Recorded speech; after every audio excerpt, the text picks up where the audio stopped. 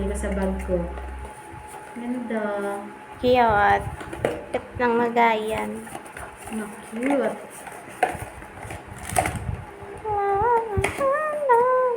Tapos may mga confetti. Babalik na natin. Ang ganda. Ganda. May handle pala siya. Ay, Meron na. Ganyan. paano siya bubuksan? Ayun. Para saan to? Yan, salon. Yan. Oh, ha? Oh. Para may hawakan. Yeah. Kasi alis na siya pagka gagamitin. Diba?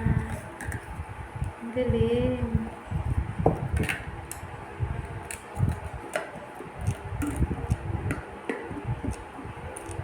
Bakit ayaw na niyang mag-lock?